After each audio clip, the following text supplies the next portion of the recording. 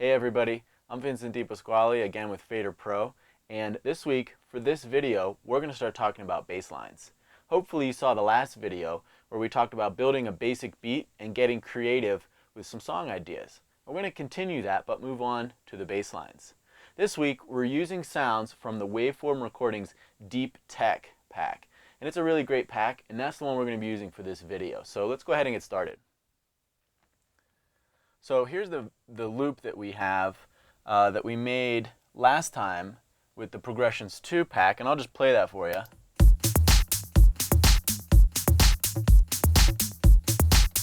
And if you didn't check out that video, definitely go back and watch it.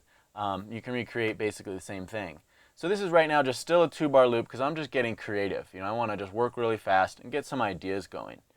So now what I'm going to do is I'm actually going to go over into the Waveform Recordings Deep Tech folder. And again, you can see they've got all the great sounds organized right there. So since we're talking about bass lines, we're going to go to the bass loops. And there's 2 folders, 122 and 125. So if I go to the 125 folder, we can start listening to a few of these.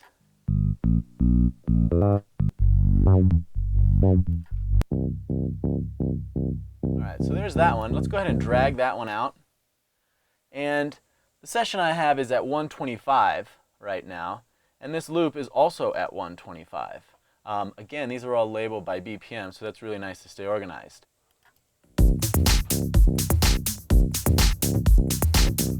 Alright, so that sounds pretty good, but again, as always, we want to take these, customize them, chop them up, and make them our own. Get some creative ideas going that kind of spark off from this idea. So just like with the drums again, we're going to come in here with the scissors, and I'm going to cut out a few of these waveforms here right on the grid. I want to make sure I stay on the grid so that it lines back up. So let me just cut these. Alright, there we go. And now, in Logic, I'm in a mode called Shuffle, and that's pretty cool because I can grab any one of these and move it around. Like for example, I can take this one and slide it here, and it shuffles everything down with the rest of the loop, so everything kind of stays in place. It just moves it around. So I moved 2 or 3 of these, and let's take a listen.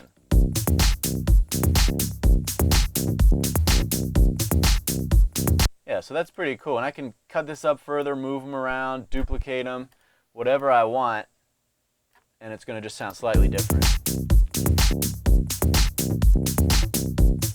So just by slicing that up in tempo, we kind of have a new arrangement. Alright, let's go and find one more. And this time I'm going to go in the 122 folder. Yeah, I like that one. That's pretty cool. So let me grab this one. I'm going to drag this one out. And again, tempo doesn't line up because these are 122. So let me make my session 122. And let's take a listen.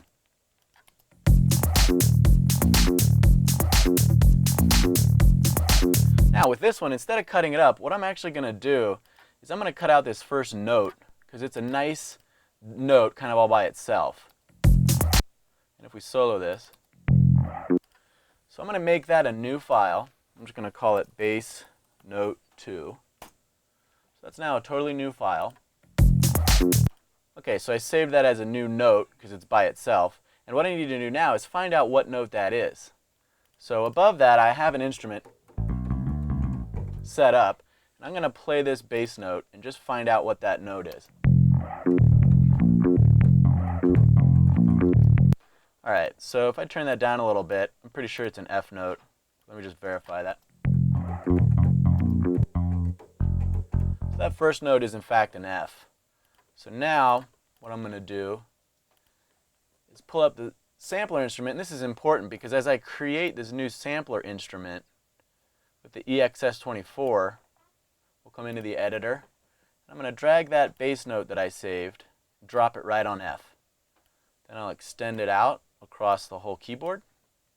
And I'm going to turn off one shot. That way it plays only when I hold down the note. And what that does is it places that sample right on F, but it also pitches it up and down. So now, if I close this, I can save it. V bass 1. And now I've got that instrument.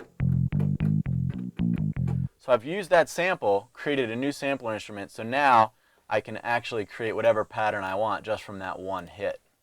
So let's come in here, I'm going to mute the loop, play this.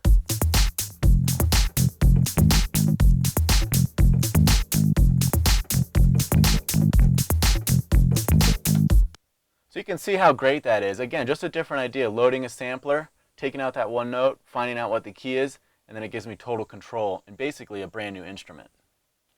Okay, now the last thing I want to show you about basslines is pretty important. It's more of an engineering thing, but it's a really great trick to get basslines, you know, with a little different character. So I'm going to go back into the 125. Let's listen to this one. Yeah, that's a good one because hear how low and subby it is. So say I want to use this one. Let me drag that out there, and again, it's 125 BPM, so we're going to go back to that. So now it'll conform and play.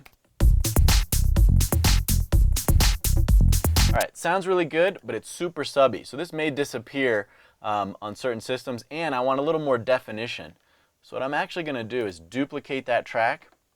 I'm going to copy down that bass loop, and what I'm going to do is I have a setting, the custom setting that I've saved that I like to use, that has two types of distortion.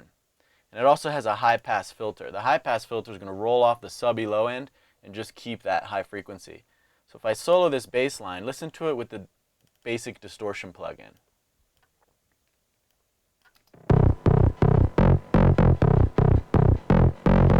So that's one that I can try. Another one I like to use is the amp designer inside Logic. And I brought up an American Stack distortion, which is really cool. It's kind of like a grungy distortion amp. And that's really gritty and resi. So what happens is when you solo both the sub bass, I can actually raise up the distortion.